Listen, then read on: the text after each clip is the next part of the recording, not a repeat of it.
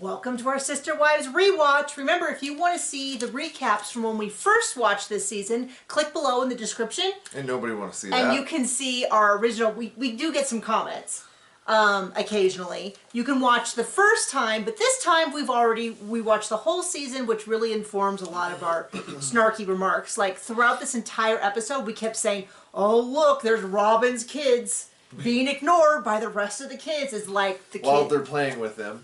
Yeah.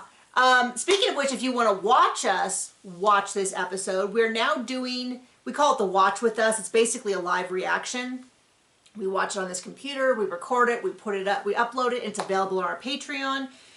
It's only available on our Patreon for copyright reasons, but our Patreon is also listed below. You don't have to though, because you got this recap, and we're so good at recapping, it's practically like watching it with us. Who doesn't want more of us? So this is Season 7, Episode 6, 4 Wives and 2 RVs. It should have been called almost as bad of an idea as My Sister Wife's Closet. They should really call it 3 Wives and a driver and a nanny. This is the first appearance that I have seen of Mindy, who is Cody describes as his and Robin's niece, as opposed to just Robin's niece. And she's coming just to help out. My guess is that by this point, she is already living with them or living near them and already helping out, or they're doing a test run. But that's the first time we've seen Mindy. We do not see, originally Robin's younger sister was living with her. We did not see her this time. I don't know whether, this is the thing, is I feel like everybody else, they're pretty upfront about what's happening. Robin has always been like, you gotta like look between the lines and stuff. So they're doing 2 RVs and a 12-passenger van. They're gonna spend 4 days getting from Las Vegas to Missouri. The kids are miserable. The teenagers don't want to go. They describe themselves as fundamentalist Mormons. I always just mention that because sometimes I'll use that terminology and people will be like, they're not fundamentalists. And I'll be like, they might not consider themselves to be fundamentalist LDS. Here's the thing, we don't care. We just report on what they say. Yeah, right. And we have no opinion either way. Before we get to the trip, though, we have an update on the business deal, which, for me, clarified a lot of things, even though they didn't clarify anything. Right. They didn't actually say anything useful, but they used a couple of terms that helped it for me. So if you watched our recaps from a couple weeks ago, I was like, it's really weird to me that when Stan and Amy, who were their friends that had the venture capitalist business, offered them money, they offered them a range. They said $250,000 to $500,000. You know, just like when you buy a house. When I was like, that's such a weird number, why wouldn't they have a number? What else is it dependent on? And I assumed it was dependent upon stuff that was going to happen after the meeting. Like, we need to talk to you about viewership numbers, or we need to talk to you about stuff that they've asked us not to discuss on camera. Something like that. It didn't make sense. Well, what we found out this episode is that they don't have the money. So they presented it to us like these people had the money and they were going to invest. But now it actually sounds more like they're the middlemen, so to speak. And they're going to go to their clients and ask their clients, and that they were projecting what they thought they could get. They said 4 to 6 weeks they'd have the money. It's now 8 weeks and they still don't have any money. And when they go to Stan, he doesn't have the money. Robin is really upset. They're at Mary's house, of course, for the meeting. Robin's upset? It's Mary, Cody, and Robin. Christine has said to go ahead without her. She's getting ready for the thing. She goes, well, where's the money? And Cody kind of fumbles, and my guess is that what he was to say is, there's something I can't see on camera. So he goes, they just don't have it. And she's like, I can't believe it. They said they had it. But it sounds like, it doesn't sound like they actually had it. My guess is, reading between the lines, which is all we can do, is that they went to their people and said, hey, we have this great opportunity. Maybe they even pitched it like Bethany Frankel's Skinny Girl, which, if you're not aware of, she was on Real Housewives of New York, and she invented the skinny cocktail, which was just a lower calorie billion-dollar skinny idea. margarita. The skinny margarita she did on the show. She bottled it. She sold it through someone, made $1 bajillion. That's how she made all her money. And I'm guessing I wouldn't surprise me if they went to their people and say, hey, you can be the next Skinny Girl Margarita. If they were anything like how we would handle it. I don't know. It seems like they might be good at making money, so they probably didn't take it anywhere and just was like, we can get on TV and free publicity. Maybe. But I'm going to tell you, though, if I was an investor and someone came to me, I would go, well, Skinny Girl Margarita is a margarita. And many people like alcohol. You are showing us polygamous jewelry that technically you could wear as a non-polygamist. But, I mean, people always say technically. It was super crazy expensive and not terribly good quality to go with it. Like you and I make jewelry and stuff, and a lot of times when we go traveling, we'll look at like pawn shop jewelry or just simple stuff. And I picked up I got like a full, all the way, one of those eternity bands with black diamonds in it. And we paid like $60 for it. It was used, so obviously cheaper. And I bought a sapphire bracelet once that was used for like $60. That was all solid sapphires all the way, low quality sapphires, of course. Except for the one that was missing. No. That's the eternity ring's the one that I lost. I lost it. It wasn't. We need to get that fixed. But anyway, so I'm not going to spend $500, $400 for polygamous jewelry. For polygamous silver jewelry when I could get. Well, also nobody did. So anyway, he's like, whatever, we're behind. Let's just not deal with it right now. I think that's the last we ever hear of them. So now we're going to go, this is the plan, this is the course of the episode. They're going to take 4 days to get to Missouri. They're going to take a much lighter trip than they did with Nauvoo, which to me does not appear to be what happened. They're going to have a hard out at 9 a.m. They're going to go 340 miles, which stopped both of us dead. Because we were like, that sounds like a lot for your family. We could probably do that. I don't think we would even plan on that with our one child. Right. I don't think we would. I think we would plan, because that's like, ideally, I know that's like 6 hours, but it just seems like a lot to do on day one of a 4-day trip. Yeah.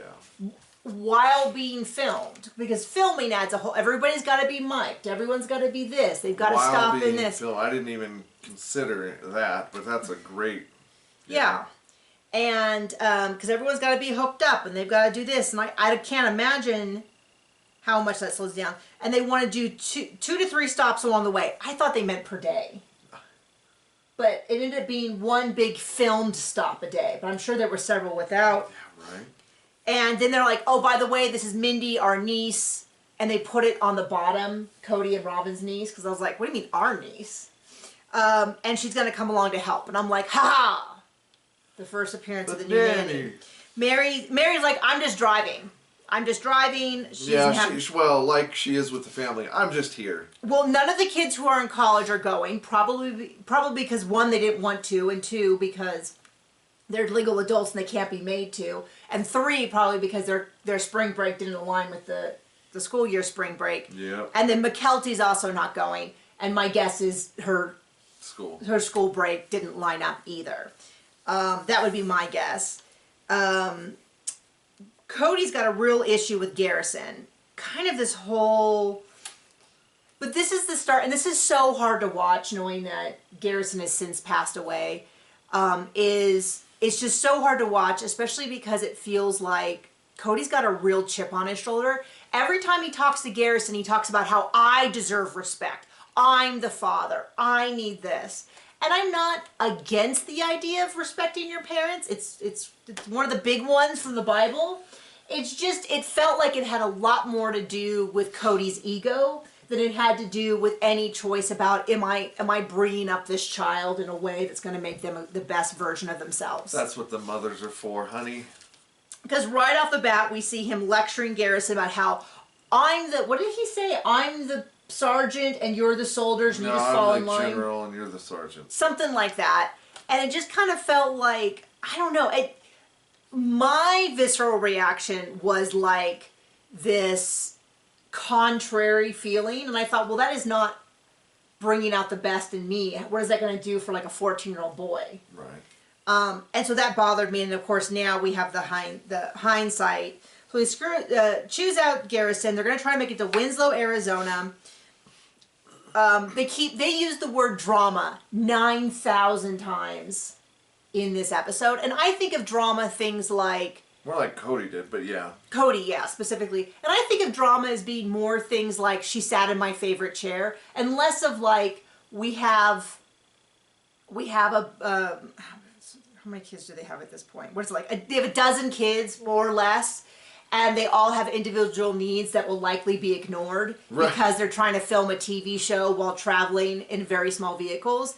And I feel like to label all that as drama when kids are getting overstimulated, when they're underfed, they have to go potty, they're uncomfortable. I feel like it's just dismissive of Cody. Shocking.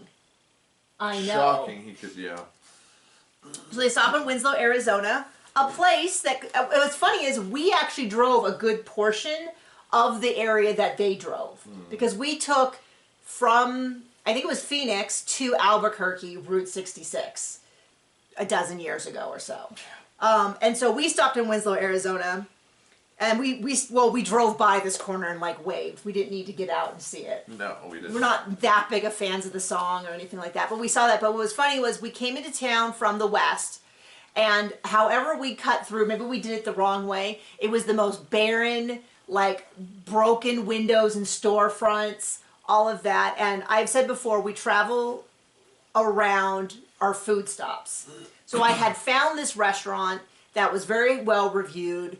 And we were like, oh, we're going to go there. So we went there, and it was like, John's like, on the way, it's like, I'm not opening my door or rolling down the window. We are just going to get through this place as quick as possible. Well, then we pull up to this hotel that was in there. Extremely nice hotel, right in the train tracks. I mean, really nice, like a Spanish-style, hacienda-style place. And the restaurant was amazing. Teslas, Porsches, Ferraris, the whole all thing in the parking lot. Yeah, we had the worst car there. It was in my husband's very fancy Audi. Not very fancy, but nice. But yeah, we were like the worst car there. And then the restaurant was amazing. And then as we left the town, we're like, oh, we came through the worst part. Way. Like the rest of the town is fine. So there we go. But they stop in Winslow and they meet a civil libertarian. And he's so excited. He's so excited to meet them. And I was like, what a joy for the kids. How much fun it is to go into this kind of kitschy. It was like it was just like it was right next to the statue they took a picture of from Winslow, I was in Winslow, Arizona. There's 7 women, 4 women. I don't know. I don't know. You can go look it up what Winslow, Arizona is known for. It's from a song by the Eagles. The dudes sell tchotchkes. Yeah, you just, like, the kind of place you go and you go, oh, we're on Route 66, let's stop and, like, get, like, a bumper sticker or something. It was one of those kind of places. So they all get back in, they take off. The next day, they show up super late, and Cody goes through the whole thing of how to drain the sewage. You gotta push this valve, you gotta turn this thing, blah, blah, blah, blah, blah. He's gonna have the boys do it for him, of course. Of course. The number of times that we saw Cody, like, everyone's carrying boxes and Cody's like, over here, over there. Mary's backing up the truck and he's like, you're doing it wrong, and she's doing it just fine. Like, you know, he's like, here's how you do this, now you boys do it. It was just kind of those things where you thought, man, he really doesn't know how to function other than to tell other people what to do and then complain about how they're doing it. Yeah. So the next day, they're already running late, mind you. They've already messed up day 1, they're running late. Next day, they're going to go 406 miles, which is 60 miles farther. It's Truly's first birthday, fourth birthday. I went for 4 and ended up with First birthday after her near-death experience, which they go through in great detail. Again. And John couldn't watch because he's like, it's too upsetting. So they stop at the Route 66 diner. Based on the signs, we must have driven right by it. The Route 66 diner, they have a birthday party for her. and brag about how much of a mess they made and left. Yeah, made this huge mess and then left, and how smart they were for doing that. They get there that night. This is the infamous scene where they get to it. It's snowing. And it does look cold, but John's like, did nobody look up early in the episode we see Christine telling Isabel how about it's going to be really cold. Bring a jacket. Bring a jacket. No, a thicker jacket, all that. Well, Mary's got sandals. Robin opens the door and starts cursing and yelling. Yep, because she's fun. And Cody's like, we have neighbors. And she's like, I don't give a... Yeah. Anyway, And then Cody forgets to check the valves and gets sewage all over himself. And then blames all of his boys about how it's clearly their fault. Clearly. Splatters everything, blames the kids. Day 3, they're going to stop at the Big Texas Steakhouse, which has this deal that if you can eat a 72-ounce steak within an hour, you get it for free. What was the most interesting part of that was that when the guy announced who was doing it, he described it as Hunter, Robert, Maddie, Cody, and David. Which, for those of you who don't know, Dayton, David, Robert, Garrison. Yeah, I didn't know. I didn't know either. But it was interesting to me that when they had the choice of giving out their name, that's how they gave it out. But they don't call them that on the show. It's kind of common knowledge because I think Garrison's Instagram was under the name Robert as well. Oh. I don't know whether it's the family called him one thing and he went by another. I don't know whether it was like so that they could have socials and they could meet people without people being like, Garrison Brown, I think I've heard of that on a TV show. Like, I don't know. So they have to go up on the stage and John's like, how can they afford this? And I'm like, clearly this is TLC was like, we'll pay for anybody who wants to try the challenge. Right. Because Hunter ate the fastest and then tapped out first. And then Garrison a little bit after that because, Janelle's like, my biggest thing is I don't want to have a bunch of sick kids. And I would not want to be in a hot, farty RV after having... John, when I discuss this, I don't consider myself to have a weak stomach. Because you're delusional. But I don't have a weak stomach in the sense because I don't... motion sickness doesn't bother me. But everything else does. But everything else does. Like, I won't get into it because I'm sure plenty of you do. But idea being that I wouldn't want to eat so much that I felt sick because I would likely get sick. So Gabe and Garrison, and then Maddie taps out, and then Cody, and then Dayton ate right up to the timer, but he didn't finish in time. They leave the restaurant at 8 p.m. And they only have 5 hours of travel left.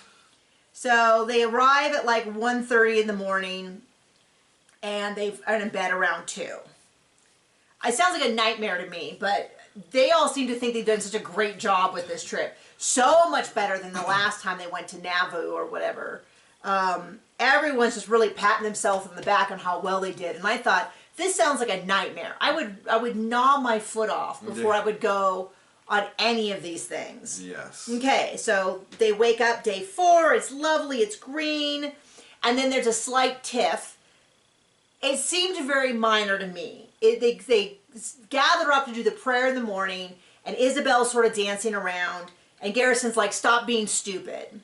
And Cody immediately goes into this diatribe about how you need to respect me. I deserve respect. When you disrespect her, you disrespect me. Which I kind of feel like that's how you're framing this. Like, to me, that was wild because it was more of like, she's your sister, she loves you, you hurt her feelings. There's a better way you could have said it to get your point across. There's, whatever. But he goes straight to like, you disrespect me. And I thought, well, you're only making me want to say meaner things to her.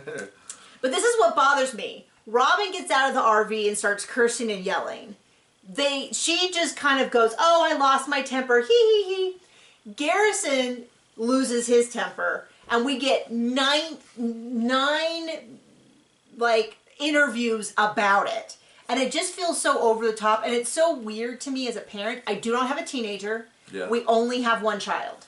So there's a lot of things I don't know. But one thing I do know is that I'm incredibly protective of my child.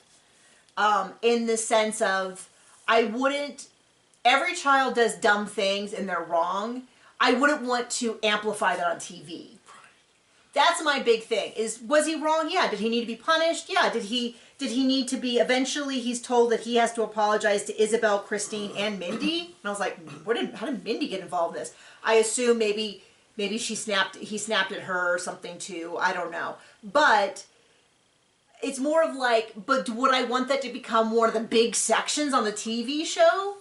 No. And I would certainly, if I did, I'd be like, hey, everyone's tired. This is not this is not the upstanding young man that we know he is, and we all have that kind of thing. But Cody's just really like, look at this jerk. Well, and that really bothered me. He's soon to completely abandon the rest of his children. Yeah, so I guess this really derailed the conversation because it sounds like they didn't leave for another couple hours, which to me seems kind of crazy. They have a sit down with, it's Garrison, Hunter, and Peyton. They had a number of sit down with the kids throughout the episodes. It's going to be a fun trip. It's not going to be a fun trip. We don't want to go all of that.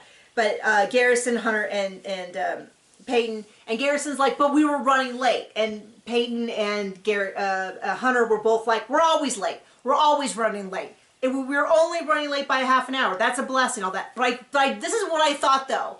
If anyone in that group should understand being frustrated because the family's late, it should be Hunter. Because Hunter had the exact same reaction several seasons earlier when he was Garrison's age. Yeah.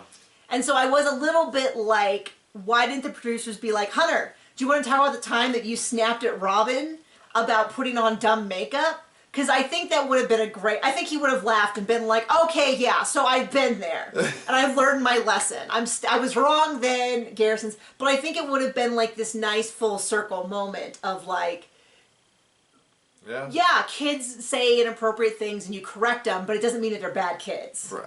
But I was like, they're still discussing this with Garrison, but it's like, it always bothers me because it always feels like Cody's, when it's when it's him or Robin. Right. It's very much like, oh, we made a mistake, ha ha, we're so sorry, it's no big deal. But when it was one of his kids, he's like, how dare they have disrespect for me and my name and my ego, and this is what it's done to me. Right. So eventually they're like, Hunter, you can't get in, you can't ride with them until you apologize to Isabel, Christine, and Mindy.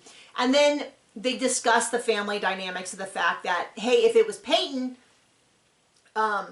with Isabel, I would just handle the whole thing beginning to end. Notice she doesn't bring in Cody into this discussion. Yeah, right. But she says that because it happened between Garrison and Isabel, I'll put down some rules, but then I look to Janelle and Cody to sort of back me up on this, and it becomes a bigger thing, which is a realistic description of how it actually happens in principle.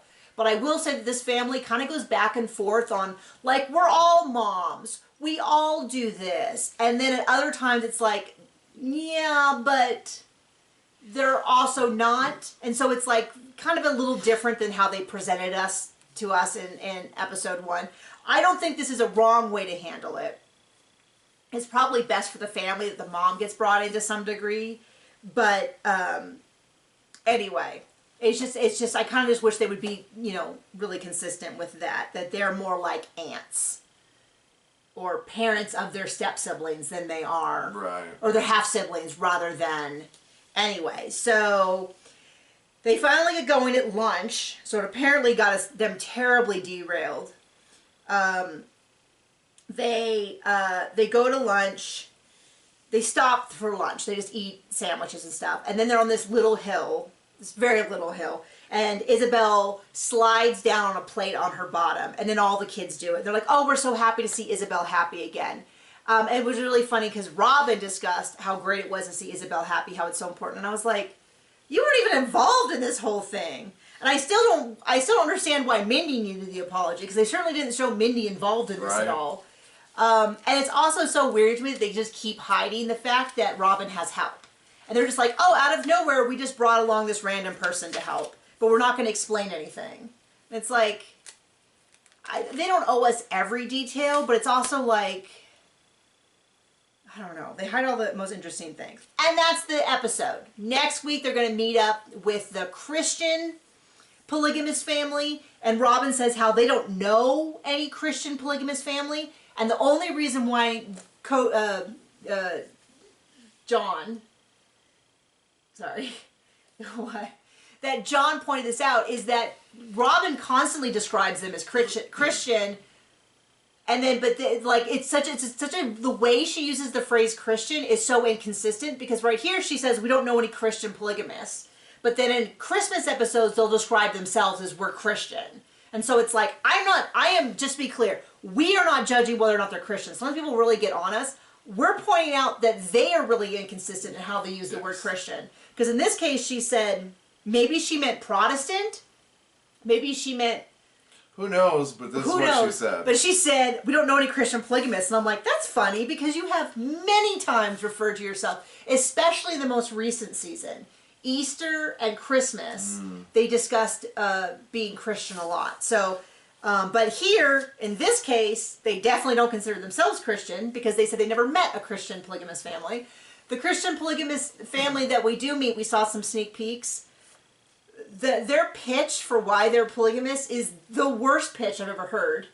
I was in cooking... Because the husband wants to cuddle with someone while the other one's making cookies. Yeah, and I go, yeah, that is... Then I guess the solution to that would be you get your butt off there, come in here and help me make cookies, and then we'll go cuddle together. Yeah. No, not bringing in another wife. It's always funny because it's like, at least with the religious indoctrination, which is not particularly great, I understand why people arrive at this conclusion. But anytime they're like, well, we didn't believe in this, but we decided to, it's always like the most flim-flam description.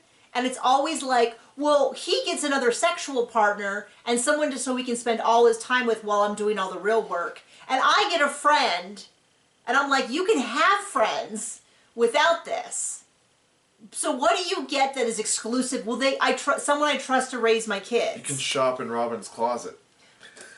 You can be attached to a doomed business. So anyway, that is the episode. Thank you so much for joining us. And yeah, have a great day. Bye.